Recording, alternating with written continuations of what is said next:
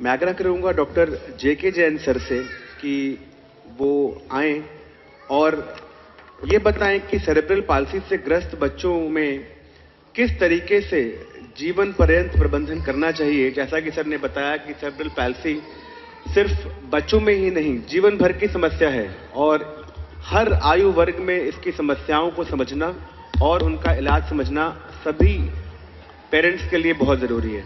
Doctor जेके Jain sir, basic facts के बारे में बताना चाहूंगा। साइंटिफिक बेसिस क्या है हर छोटी छोटी चीजों का, क्योंकि जब तक पूरी साइंटिफिक बेसिस आपको नहीं पता होगा, आप आज नहीं तो कल गलत दिशा में घूम जाएंगे। ये सेरेब्रल पाल्सी बोलते हैं डॉक्टर साहब बीमारी है, ये कोई बीमारी नहीं है, ये बीमारियों का एक समूह है।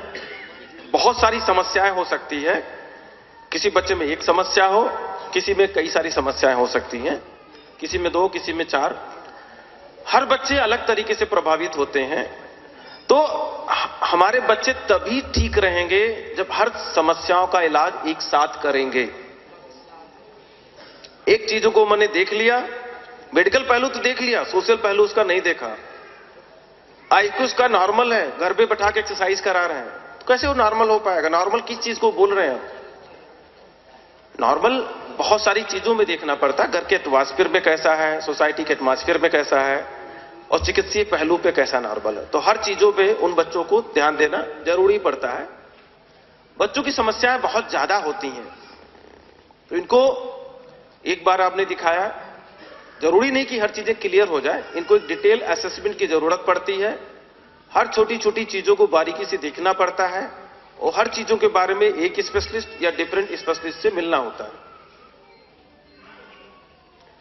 आईक्यू के बारे में बताया, 70% बच्चे नॉर्मल आईक्यू के होते हैं, और मैं बताना चाहूंगा कि इस समय हमारे लगभग 2 से 3 हजार बच्चे नॉर्मल स्कूलों में पढ़ने जाते हैं, और नियरली लगभग 60-70 बच्चे सर ऐसे हैं जो स्कूलों में टॉपर हैं, और हर जब भी जो भी प्रोग्राम्स होता है, रूटीन प्रोग्राम उनके स्कूल्स के होते हैं, उसमें कुछ ना कुछ मेडल लेकर आते हैं। तो इन बच्चों की आईक्यू नॉर्मल ज्यादा भी हो सकती है, सामान्य से थोड़ा सा कम हो सकती है, बट मेंटल रिटार्डेशन केवल 30 से 40% बच्चों को होती है जिनको स्पेशल केयर की जरूरत पड़ती है। अदरवाइज नॉर्मल केयर जैसे दूसरे बच्चों को देते हैं उनको देती है। डिसेबिलिटीज की, एसोसिएट डिसेबिलिटीज की बात करेंगे। मेंटल रिटार्डेशन मैंने बताया, इपिलेप्सी लगभग 40 से 50% बच्चों में होती है, स्पीच की प्रॉब्लम 60% बच्चों की होती है, सेंसरी प्रॉब्लम 70% बच्चों की होती है। तो जब तक पूरी चीजों का हमें विवरण नहीं मिलेगा किसी बच्चे में, हम पूरी तरह से ठीक नहीं कर सकते हैं। तो सभी चीजों का एक साथ इलाज होना जरूरी है, और ये देखा गया कि जब बच्चों का विकास एक साथ होता है, सभी चीजों को पूरी तरह से देख करके उसको हम मैनेज करते हैं, तो उन बच्चों का विकास ज्यादा अच्छा होता है कंपैरेटिवली कि एक चीजों को देख करके। दूसरा, जो ब्रेन में इंजरीज होती हैं वो स्टैटिक्स होती हैं। आज हमने एमआरआई कराया, अक्सर पेरेंट्स में डॉक्टर साहब एक बार और करा के देख लें, 4 साल के बाद कोई चेंजेज आएगा? जो ब्रेन में इंजरी होती है वो स्टैटिक होती हैं। उन्होंने तो आज जो थी आप 5 साल बाद भी कराएंगे, उसका साइज बढ़ जाए एज के अनुसार, साइज ऑफ द ब्रेन के हिसाब से, बट इंजरीज एक ही होगी। या दूसरा कोई इंसल्ट ब्रेन को आगे भविष्य में नहीं हुआ है तो, पास्ट में नहीं हुआ है तो बार बार एमआरआई, बार बार इन्वेस्टिगेशन कराने की आप उस पर कंसंट्रेशन करेंगे इन्वेस्टिगेशन के पार्ट पे, तो आप बच्चे को बहुत कुछ हेल्प नहीं कर सकते हैं। उनकी जो डिसेबिलिटीज होती, जो दिखाई पड़ती है हमें, वो चेंज हो सकता है। आपने ट्रीटमेंट कैसा दिया, उनका रख रखाव कैसा किया, उनकी प्रॉब्लम पहले कैसे थी, मैनेज कैसे किया, उस पर होता है। बट ब्रेन इंजरीज में कोई चेंजेस नहीं होता, तो बार बार किसी तरह के इन्वेस्टिगेशन कराने की अक्सर जरूरत नहीं पड़ती है। Exception is everywhere. Exception means कुछ नई चीजें उभर के आ गई हैं, झटके बढ़ गए हैं, कोई और प्रॉब्लम्स आ गई हैं, बीमारी की तीव्रता बढ़ रही है। क्योंकि अक्सर कुछ बच्चों में मेरे को ऐसा मिला कि सेरेब्रल पाल्सी माना गया कि ब्रेन में कोई प्रॉब्लम है, और जब एमआरआई कराई गई पहली बार तो पता लगा कि एंटेलेटो एक्सियल डिसलोकेशन है, सबलक्सेशन है, मैलफॉर्मेशंस है। मतलब ब्रेन की प्रॉब्लम्स नहीं थी, ब्रेन और स्पाइन के जंक्शन में प्रॉब्लम थी। एक डिफरेंट इश्यूज है, उसमें लगेगा कि बच्चा डिटीरियोरेट हो रहा, अदरवाइज नहीं जरूरत है। दूसरी मैंने बताया कि प्रॉब्लम इनकी जो डिसेबिलिटीज होती बढ़ सकती हैं, घट सकती, सामान्य हो सकती हैं। इनको रेगुलर थेरेपी की जरूरत है, रेगुलर मॉनिटरिंग की जरूरत है और रेगुलर फिजिकल एक्टिविटीज की जरूरत है, बच्चे हों या बड़े हों। हर एक प्रत्येक वर्ष इन बच्चों को देखना जरूरी है कि उनमें क्या प्रोग्रेस हो रही है। ऐसा नहीं कि सेरेब्रल पाल्सी बच्चे को हो गया। सभी जानते हैं कि अक्सर आजकल 2+1 2+2 माने एक परिवार में एक बच्चा या दो बच्चा, और 50% परिवार मैंने ऐसे देखे हैं जहां पर पहला बच्चा ही सीपी का होता है, तो अक्सर वो परिवार दूसरे बच्चे के बारे में नहीं सोच पाता है। किसी भी परिवार में एक बच्चा बीमार पड़ जाए तो हम लोग सभी लोग परेशान हो जाते हैं। ये जीवन पर्यंत वाली समस्या है, बीमार नहीं बोलेंगे क्योंकि समस्या है। तो पूरा परिवार, पूरा समाज प्रभावित होता है। इनको इग्नोर मत करें, लेकिन स्पेशल स्टेटस भी ना दें। दोनों चीजें हैं, क्योंकि क्या होता है कि बच्चों के जैसे हम व्यवहार करते हैं उनका प्रोग्रेस उसी तरह से होता है। एक बच्चे का आईक्यू नॉर्मल है, आपने शुरू से स्पेशल स्टेटस देना शुरू कर दिया तो क्या हो गया, क्या समय के साथ में दूसरे बच्चों को देख करके लगता कि मैं स्पेशल हूं और मैं इस तरह का बिहेवियर करूंगा तो पेरेंट्स मेरे को ज्यादा कुछ टॉफी, चॉकलेट, कुछ खिलौना, कुछ कपड़े वो ज्यादा ला करके देंगे। तो ये ध्यान रखने की जरूरत है, मैं बार बार बोलता हूं। और अक्सर इसमें दादा दादी, नाना नानी अक्सर गलती कर जाते हैं, क्योंकि हमारे परिवार में एक ऐसा बच्चा जिसको प्रॉब्लम्स है, तो अक्सर वो लोग गलती कर जाते हैं। उनको ज्यादा केयर देने की जरूरत करने के चक्कर में उस बच्चे का बहुत नुकसान कर देते हैं। और कुछ पेरेंट्स मैंने देखे हैं कि आज भी उनके बच्चे में इतनी समस्या थी, लेकिन उनकी एक एग्जाम्पल हमारे शहर में मदर है, बच्चा उनका 8 साल का हो गया, स्कूल में टॉपर है, तो बहुत पैम्पर्ड चाइल्ड था, लेकिन कभी भी उनकी मदर के ऊपर हंसी या मजाक कभी भी नहीं देखोगे आप, क्योंकि वो बच्चे को पैम्पर्ड नहीं करना चाहते। वो बहुत अच्छा एग्जाम्पल है, क्योंकि पैम्पर्ड जहां किया, बच्चे के भविष्य के साथ खिलवाड़ करना है। उनको नॉर्मल कभी समझाना भी पड़ेगा, कभी डांटना भी पड़ेगा, कभी उनको कैसे काम लेना वो आपको आना चाहिए उनको आगे बढ़ाने के लिए। ये बच्चे जो सेरेब्रल पाल्सी, जब मैंने शुरुआत किया था, बहुत सारी वेराइटीज की होती है, क्लिनिकल वेराइटीज, टोपोग्राफिकल वेराइटीज, बहुत सारे कॉम्बिनेशंस होते हैं, बहुत सारी समस्याएं, किसी में एक समस्या, किसी में 2 समस्या, किसी में मल्टीपल समस्या। तो अक्सर 2 पेरेंट्स, क्योंकि पेरेंट्स तो सेंसिटिव होंगे, हमारे बच्चे को हो गया तो उसको क्यों नहीं हुआ, हमारे बच्चे को इतनी ज्यादा प्रॉब्लम, उसको कम प्रॉब्लम है, हमारा बच्चा इतना रिकवर नहीं पाया, उससे दूसरी बच्चा बहुत अच्छा रिकवर हो गया। Please don't compare your children with others, because what I have seen कि 100 बच्चे हम ले लेते हैं तो 2 बच्चा एक जैसा नहीं होगा। उसकी मेंटल फैकल्टी कैसे काम कर रही है, परसेप्शन कैसे है, सेंसरी कैसे है, मोटर कैसे है, एसोसिएटेड डिसेबिलिटीज कैसे है। तो please don't make comparison between 2 childrens. आपका जो अपना बच्चा, उसको कितनी चरम सीमा पर लेके जा सकते हैं उस पर आप ध्यान करिए, ना कि दूसरे बच्चे को कंपेयर करके।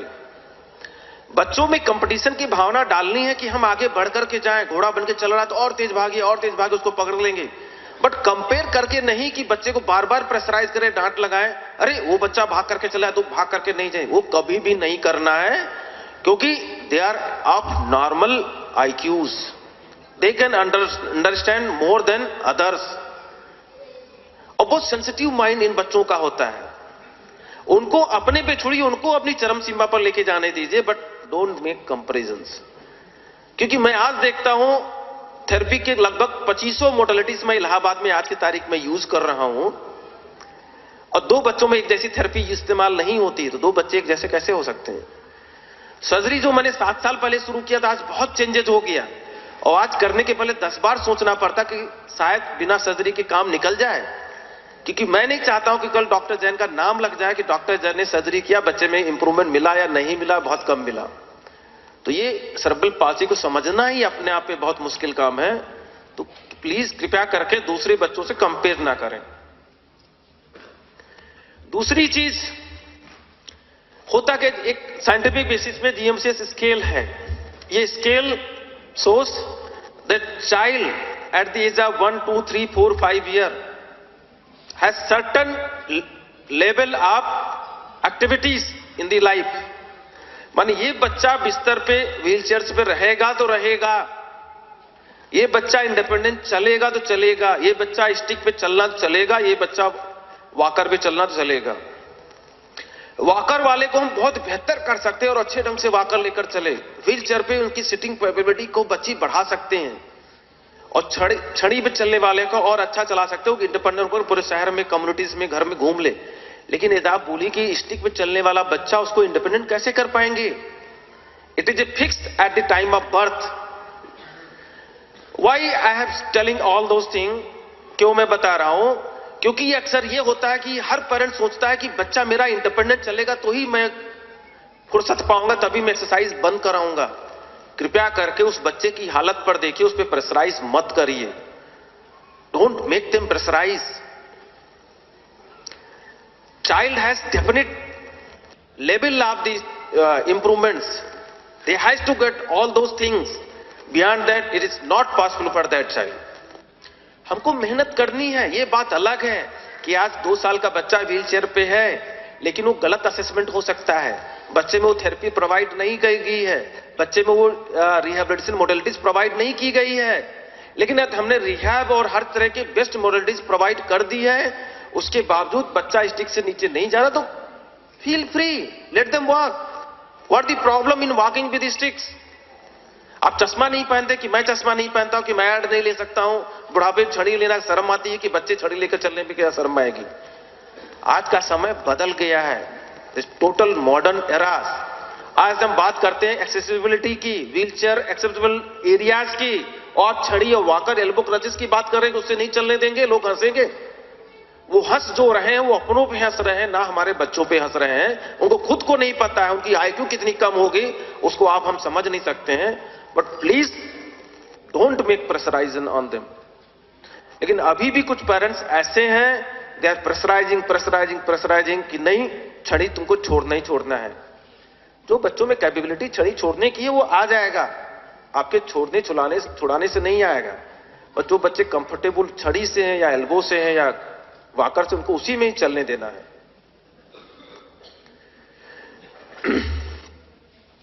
दूसरी चीजें, मैं ग्रॉस मोटर लेवल मैंने बात कर रहा हूं। अक्सर बच्चे पूरे देश विदेश से आते हैं, ये होता है कि बच्चा खड़ा होना बैठना सीखा नहीं, उनको चलाना शुरू कर देते हैं, बड़े बड़े ब्रेसेस लगा के चलाना शुरू कर देते हैं। एवरीवन नोज कि evolution of the human being has been started from the animal just like a monkey. तो जब बच्चा पैदा भी होता है तो चलना नहीं शुरू कर देता है, चलना 13 महीने पर ही आएगा, बैठना 6 महीने पर भी आएगा। इस क्रॉस मोटर लेवल पे हमको एक एक स्टेप उसको आगे लेके जाना है। एक बच्चा व्हीलचेयर पे क्रॉल करके या टॉयलेट में चला जाता है, टॉयलेट करके चला जाता है, तो उससे क्या प्रॉब्लम है? At least he is able to do all those independent activities by own, he doesn't require any help from you. उनको आगे इस स्टेज पे लेके जाना, और किस स्टेज तक चले जाते हैं उन पे हमें काम करते जाना है। और एक स्थिति आ जाती, किसी एक स्टेज पे रुक जाते हैं तो वहां पे उनको रोक देना है। Let them walk, they should be comfortable, their gait should be energy efficient. ऐसा नहीं हो कि पता लगा चलने में 10 मीटर चलना, 10 बार हाफ गए और बैठ करके नीचे गए। उस एनर्जी वॉकिंग पैटर्न से क्या मतलब है? उनको उनकी कैपेबिलिटी के हिसाब से उनको लेके जाना है और इसी पैटर्न पे हमें काम करना। Go slow about the functional trainings. A very very important fact on those things. होता क्या है कि बच्चा 3 साल का हो गया, गर्दन नहीं रुकना आ रहा, बैठना नहीं आया 3 साल पे, खड़ा होना 6 साल पे नहीं आया। It is a truth fact, if neck holding is not there at the age of 1 year, sitting balance is not up to 2 years, standing balance up to 4 years, child will not have any ambulatory capability in whole life। ये हो सकता है कि brain की damage इतनी ज्यादा है कि नेक होल्डिंग नहीं आ पा रही, दैट इज सेपरेट फैक्ट्स। लेकिन we have to try our best to get neck holding. हम लोगों ने देखा है कि 6 महीने, 9 महीने, साल भर कि बच्चा नेक होल्डिंग नहीं था और यहां पे आया 1.5 month, 2 month, 3 month में नेक होल्डिंग आ गया, आज बच्चा चल भी रहा है। हमारे बीच डॉक्टर तेज सिंह यहां से आए अभी जौनपुर से। हम आपके लगभग नहीं तो 500 से ज्यादा बच्चे इलाहाबाद से मैनेज होकर के जा चुके हैं। और आपको भी पता होगा सर, देखे होंगे कि यहां से बच्चे किस अवस्था में कैसे जाते हैं। और सौभाग्य है कि हमारे साथ बहुत सारे पीडियाट्रिशियन जुड़े हैं जो अपने बच्चों को भेजते हैं, कराते हैं, बच्चों में इम्प्रूवमेंट मिलता है। बट ये स्थिति हमको लाना जरूरी है। ये ना हो कि गलत एक्सरसाइज हो रही है, गलत तरीके से उनका रिहैब हो रहा है और ये समय पास हो गया। पास होने के बाद बहुत मुश्किल हो जाता है कि उनको मिलना। एक ग्रॉस मोटर लेवल एक चीजें हैं, फैक्ट होता है, हर बच्चे में नेचुरल कोर्स ऑफ प्रोग्रेस होता है। एक उम्र के साथ में एक प्रोग्रेस होती चली जाती है, लेकिन after certain level every cerebral palsy children are going to deteriorate. भाई डिटेरियोरेशन क्यों होता है? उनकी हाइट बढ़नी है, वेट बढ़ना है, बहुत सारे हार्मोनल बैलेंस आने हैं, बहुत सारे न्यूट्रिशनल प्रॉब्लम्स आनी है। तो एक नेचुरल कोर्स होता है कि जन्म के बाद 6 साल तक 7 साल तक बहुत तेजी से प्रोग्रेस होता है।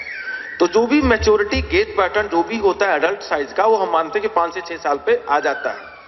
उसके बावजूद हम उस अवस्था से लेकर के 9 साल तक उनको मेंटेन कर सकते हैं। बट आफ्टर 10 प्यूबर्टल ग्रोथ होता है, प्यूबर्टल ग्रोथ मतलब बच्चे की हाइट बहुत तेजी से बढ़ती है, वेट भी बढ़ता है, और हम लोगों ने ध्यान नहीं दिया तो वो जो स्टिक पे चलने वाला बच्चा वो व्हीलचेयर पे आ जाएगा, जो इंडिपेंडेंट चलने वाला बच्चा है वो छड़ी पे या वॉकर पे आ जाएगा। तो वो जो एज होता है बहुत इंपॉर्टेंट होता है। और ये देखा गया है कि ये कोई बच्चा 12 साल की उम्र में छड़ी लेकर के चल रहा है, सही ढंग से मेहनत नहीं किया तो 25 साल पे उसको व्हीलचेयर पे आना ही आना है। लेकिन इसको हमें रोकने के लिए हम काम कर सकते हैं। फिजिकल एक्टिविटीज को मेंटेन करें, प्रॉपर फॉलोअप में पड़ें, प्रॉपर असिस्टिव डिवाइसेस को देते रहें, प्रॉपर ब्रेसिंग जो जरूरत उनकी देते रहें, और न्यूट्रिशनल केयर, वेट ना बढ़ने पाए, बहुत सारी चीजों पे ध्यान दें। तो इनको चीजों को वहीं पर रोक सकते हैं, आगे बढ़ने से रोका जा सकता है।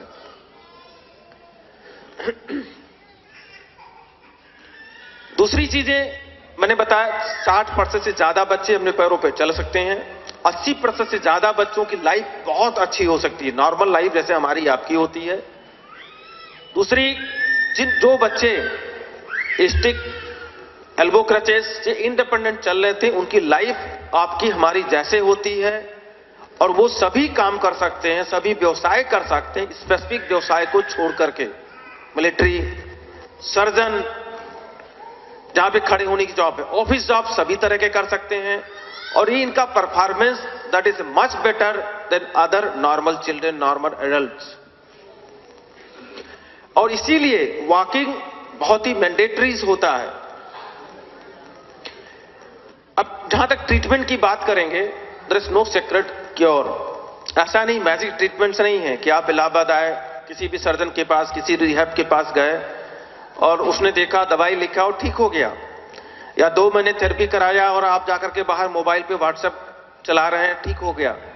आपको हर चीजों में जानना समझना जरूरी है। किसी चीज में कोई मैजिक ट्रीटमेंट्स नहीं है। इन ना चलने वाले बच्चों के लिए कोई दवाइयां नहीं है। बहुत सारी मॉडलिटीज आजकल पेपर में, एडवर्टाइजमेंट में, नेट पे जाके देखेंगे मिलेगा, but most of them are under scrutinies, under experimental basis, under research only. Stage of ambulation से लेकर के एडवांस एम्बुलेटरी फेज तक लेके जाना है, ना कि हमें स्ट्रेट फॉरवर्ड वॉकिंग पैटर्न पर पे लेके जाना है। और aim is to get some form of mobilities. अक्सर जब मैंने स्टार्ट किया था तो अक्सर हमारे जो कोलीग थे, बात होती थी, doctor Jain, how you can treat cerebral palsy? You can not cure brain damage, there is no medicine, and brain damage is not repairable. I know it is truth fact, but truth also is there that 100% brain tissues are not damaged. Only 5%, 2%, 3%, 10% nerve cells are damaged, and 95% cells are remaining there. मतलब brain में हमारी इतनी sales होती हैं, nerve cells होती हैं, millions of sales होती हैं, और जो डैमेज हुआ, जो इंसल्ट हुआ, वो बहुत थोड़े से पार्ट में पड़ता है। अक्सर ये बोला जाता है कि हम पूरी ब्रेन की कैपेसिटी को यूटिलाइज नहीं करते हैं। सभी जानते हैं कितनी ब्रेन की कैपेसिटी, आपको 10%, 5% यूटिलाइज करते हैं। तो 90-95% जो सेल्स बचे रुडिमेंट्रीज होते हैं, उनको हमें अच्छे तरह के स्टिमुलस दे करके, सेंसरी मोटर स्टिमुलस दे करके, we can stimulate them, they are going to help us in getting same form of the action which is done by the damaged cells. ये फैक्ट है। और ये न्यूरो मॉड्यूलेशंस, बहुत सारी टेक्निक एमआरआई से ये प्रूव हो गया है कि यदि हम करेक्ट मॉडलिटीज की चीजें दें तो वो उनको सही हो जाती है। दूसरी, अक्सर हम आप बात करते हैं कि हम मोटरसाइकिल गाड़ी चला रहे हैं, तो we are not thinking again we are going in right and left directions, we are working on the spinal level because everything is set up in the mind. हर चीजें ब्रेन में सेटअप हो जाती हैं। इन बच्चों को भी बार बार उसी तरह की ट्रेनिंग देते रहेंगे तो कुछ समय पश्चात उनको ट्रेंड हो जाएंगे। और मेरे सामने तो मिस्टर बसंत देवधर, जो आकाशवाणी में सो इंटेलिजेंट, इनकी मम्मी ने खुद ही बताया कि उनको पहले मेंटल रिटार्डेशन के लोग बोलते थे, कहां मेंटल रिटार्डेशन है, is working, is doing lots of work there in Akashvani. तो ये सब बच्चे कर सकते हैं और पॉसिबिलिटीज हैं, केवल इनको बार बार स्टिमुलेशन और नॉर्मल बच्चों से ज्यादा मेहनत करने की जरूरत है।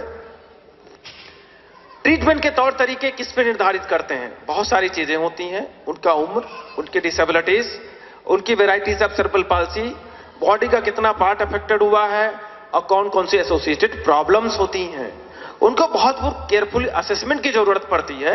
ये बात अलग है कि मैं 17-18 साल से काम कर रहा हूं, आज की तारीख में मेरे को 15-20 मिनट 25 मिनट लगता है, लेकिन करेक्ट देखा जाए तो घंटों असेसमेंट करेंगे तब भी कंप्लीट नहीं हो सकता है, क्योंकि सेरेब्रल पाल्सी को समझना बहुत मुश्किल लगता है। तो कंप्लीट असेसमेंट के बाद ही उनकी ट्रीटमेंट मोडालिटीज की जरूरत पड़ती है और हर बच्चों में अलग अलग ट्रीटमेंट की जरूरत पड़ती है। अक्सर बात होती है कि डॉक्टर साहब हमने 17 साल 10 साल 20 साल 5 साल एक्सरसाइजेस कराए, उसके बाद भी कुछ इंप्रूवमेंट में, सच्चाई है, लेकिन साइंस को ना आप रोक सकते ना हम रोक सकते हैं। डेली बेसिस पे कुछ ना कुछ नई मॉडलिटीज वर्ल्ड में डेवलप हो रही हैं, यदि उसके साथ हम भाग नहीं सकते, चल नहीं सकते तो हम पीछे रह जाएंगे। तो फिजिकल थेरेपी में भी इतनी सारी टेक्निक हम लोगों ने खुद यहां डेवलप की है और वर्ल्ड वाइड डेवलप हो गई है, और सिंगल फिजिकल थेरेपी मॉडलिटीज जो होती हैं इन बच्चों में इस्तेमाल नहीं की जा सकती हैं। दे require multi models, different set of therapy program, और इन बच्चों में, इन इंडिविजुअल्स में फिजिकल थेरेपी का रोल मुख्य होता है।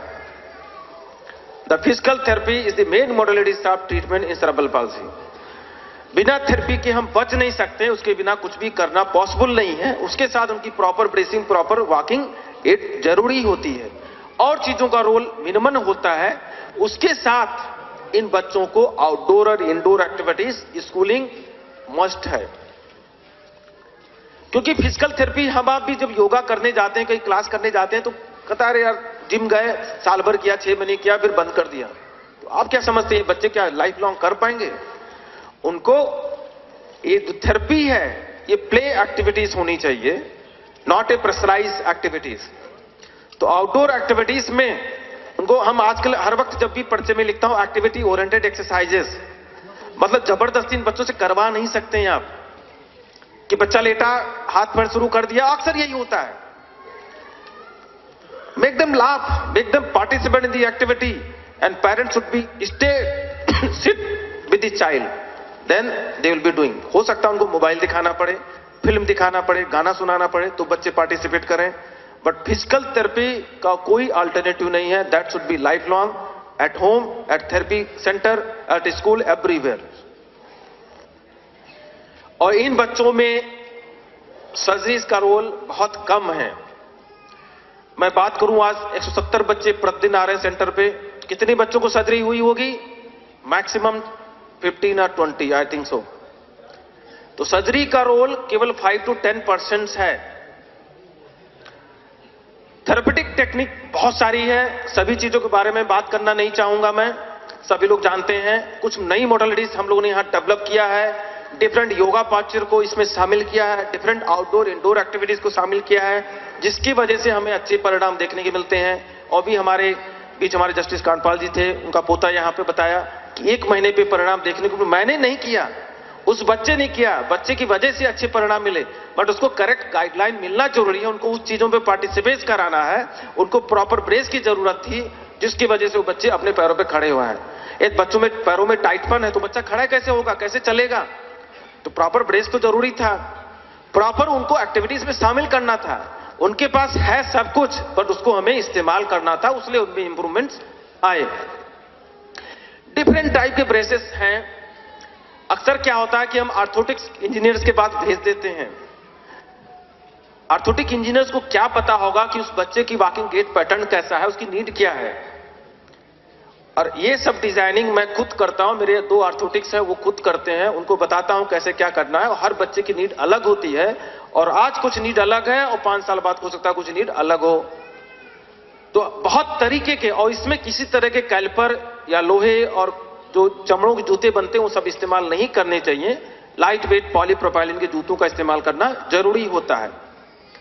वॉकिंग एड के नाम पे स्टिक, एल्बो क्रचेस, वॉकर ये देने होते। एक्सिलरी क्रचेस इन बच्चों को नहीं दिया जाता है क्योंकि इनमें एक्सिलरी नर्व पाल्सी होने का खतरा रहता है, क्योंकि इन बच्चों में बैलेंस की इश्यूज होते हैं और बार बार प्रेशराइज होता रहेगा तो एक्सिलरी नर्व पाल्सी हो सकती है। इसलिए एल्बो क्रचेस या स्टिक पे ही हम लोग रखते हैं। बहुत सारे तौर तरीके पूरे देश में, पूरे विश्व में फेमस हैं। मसाज बहुत कॉमन पहले भी था। मसाज हाइपोटोनिक सेरेब्रल पाल्सी में दे सकते हैं, बट स्पास्टिंग कर दिया तो प्रॉब्लम बढ़ जाएगी। प्लास्टर हम लोग अक्सर लगाए रहते थे, बट हम जानते हैं कि बच्चों की ट्रीटमेंट इतना लंबा है और हर महीने हर 2 महीने पे प्लास्टर लगाते रह गए तो बच्चों के उनकी साइकोलॉजिकल प्रेशर कितना पड़ेगा। तो प्लास्टर मॉडलिटीज भी आजकल इस्तेमाल ना के बराबर होता भी है, तो 1 हफ्ते 2 हफ्ते के लिए। ट्रैक्शन की जरूरत नहीं पड़ती है, इसका कोई इस्तेमाल नहीं है। एक्यूप्रेशर, एक्यूपंक्चर, होम्योपैथी, बहुत सारी चीजें हैं। Please don't put them on all other modalities which still under process, nothing is going to happen. जैसे एक्यूप्रेशर, होम्योपैथी तो अक्सर अधिकतर बच्चे इस्तेमाल कर लेते हैं। अक्सर स्टेम सेल थेरेपी की बात होती है, जबकि सबको पता है कि वर्ल्ड वाइड लिटरेचर से प्रूव हो चुका है कि अभी भी stem cell therapy cerebral palsy में प्रूव नहीं है। हो सकता है 10-15 सालों 20 सालों में सेरेब्रल पाल्सी में रोल आए, but why to put our children under that scrutiny phases of the treatment modalities like the stem cell, barotherapy, other things. इन बच्चों में, कुछ बच्चों में टाइट पेन ज्यादा, छोटे बच्चों में उनमें बॉटुलिज्म टॉक्सिन इस्तेमाल करते हैं। बड़े बच्चे जो स्पास्टिक सेरेब्रल पाल्सी, केवल उसी में सर्जरीज की जरूरत पड़ती है। डिस्टोनिक, एथेटाइट, इन सब बच्चों में सर्जरी की कहीं जरूरत नहीं पड़ती है। और 8 साल से पहले यूजुअली हम लोग सर्जरी करना अवॉइड करते या नहीं करते हैं। सर्जरी की जरूरत पड़ती है तो 2 फेजेस में, एक 8 से 10 साल के बीच में और दूसरा 14 से 16 साल के बीच में। और कोशिश होती है कि जितनी भी प्रॉब्लम्स उसको एक बार में मैनेज कर दिया जाए, बट अक्सर 2 फेजेस में पड़ती है। और सर्जरीज के मोडलिटीज में बहुत परिवर्तन आ गए हैं। पहले मांसपेशियों में करते थे, अब हड्डियों में करते हैं। अब पहले उनकी पावर को बैलेंस करने की कोशिश करते थे, अब उनके टॉर्जन, बोनी टॉर्जन को करेक्ट करने की कोशिश करते हैं। इस सब मॉडलिटीज के बारे में मैंने बताया, सब अंडर स्क्रूटनीज हैं। इन पे कृपया करके पैसे मत बर्बाद करें। इसके साथ में डॉक्टर साहब ने बताया सीजर कंट्रोल करना बहुत सख्त जरूरत है। एक बार अनकंट्रोल सीजर 5-10 मिनट के लिए हुआ तो आपका बच्चा महीने भर के लिए पीछे चला गया। अक्सर क्या होता है कि लोग 2 से 3 साल दवा लेने के बाद दवाइयां बंद कर देते। डॉक्टर साहब 1.5 साल से सीजर बंद हो गया, दवाई बंद कर दिया, एक्सरसाइज हुआ, वापस आ गया। आप न्यूरोलॉजिस्ट से कंसल्ट करें, पीडियाट्रिशियन से कंसल्ट करें, बट दवाओं का सदुपयोग करना लाइफ लॉन्ग जरूरी पड़ता है। सालों जरूरत पड़ सकती है, लाइफ लॉन्ग जरूरत पड़ती है। ये आपके अपने कंसल्टेंट्स के उस पे निर्णय पे डिपेंड करता है। वेट कंट्रोल करना जरूरी है। ये बच्चे अक्सर इंडोर होते हैं, विटामिन डी की बहुत कमी होती है, तो विटामिन डी, कैल्शियम लेना जरूरी होता है, क्योंकि एंटी एपिलेप्टिक्स ड्रग से विटामिन डी की कमी वैसे भी हो जाती है, तो उनको सप्लीमेंट लेना जरूरी होता है। और ऐसे लोगों के लिए लाइफ प्लानिंग बहुत जरूरी होती है। लीगल गार्जियनशिप्स, उनके लिए लाइफ इंश्योरेंस, घर की व्यवस्था, बैरियर फ्री एनवायरमेंट, पढ़ाई लिखाई का। और उम्र के साथ इनमें प्रॉब्लम जो सामान आदमियों में आती है, इनमें इनकी तीव्रता ज्यादा होती है, क्योंकि स्पासिटी होता, मसल टाइटनेस ज्यादा होती है, जॉइंट्स में पेन बहुत ज्यादा हो जाती है, और साइकोलॉजिकल इश्यूज बहुत आते हैं यदि वो जॉब में नहीं है तो। इन सब चीजों पे ध्यान देना जरूरी है। और इसीलिए मैं बोल रहा हूं सेरेब्रल पाल्सी को आपको खुद को समझना जानना जरूरी है। इधर उधर की ट्रीटमेंट्स मॉडलिटीज में ना पड़े। बहुत सारी चीजें आपको नेट में मिल जाएंगी, पर उसके सच्चाई के गहराई में जाएं, देखें जाकर के क्या सही है क्या गलत है। उनको प्रॉपर थेरेपी दें, ट्रेडिशनल थेरेपी ऑर्थोपेडिक सर्जरी से बचें। देश में अभी भी बहुत सारे सेंटर ऐसे जहां ट्रेडिशनल सर्जरीज होती हैं, उनको नुकसान कितना होता है मेरे से ज्यादा कौन बता सकता है, क्योंकि 10,000 ऐसे बच्चे मैं देख चुका हूं जिनको मैं अब हम लोग कुछ करने में बेबस है, कुछ कर नहीं पा रहे हैं, क्योंकि जो मसल्स पावर वो चली गई हैं। लाइफ प्लानिंग, सोशल सपोर्ट की जरूरत है। और अक्सर सुबह से मॉर्निंग से यहाँ पे 400 पेरेंट्स यहाँ पे रजिस्टर्ड हैं, और मेरे को नहीं लगता कि 200-250 पेरेंट्स से ज्यादा यहाँ पे अभी आ पाए हैं, क्योंकि आपके खुद की अंदर जागरूकता नहीं है तो आपको पढ़ा कौन पाएगा, बता कौन पाएगा। दूसरे जो पेरेंट्स नहीं है उनको आप लोग मोटिवेट, जो यहाँ पे आए उनको बताएं कि आप लोगों ने मिस क्या किया, आपके भविष्य के लिए क्या हुआ। अक्सर हम लोग दीपावली, दशहरा बहुत उससे मनाते हैं, शादियों में जाना जरूरी है, लेकिन ये प्रोग्राम अटेंड करना जरूरी नहीं है, क्योंकि उनको उनकी जरूरत नहीं समझ में आ रही है। ये नहीं पता कि उनके भविष्य के साथ, बच्चों के साथ खिलवाड़ कर रहे हैं। तो इसलिए ऐसे लोगों के लिए ग्रुप डिस्कशन बहुत जरूरी है। These children don't need sympathy, they need correct guidelines. Sympathy केवल उनको जरूरत है जो really they are disabled, they are on a bed, they are 100% disabled, उनको जरूरत है। धन्यवाद।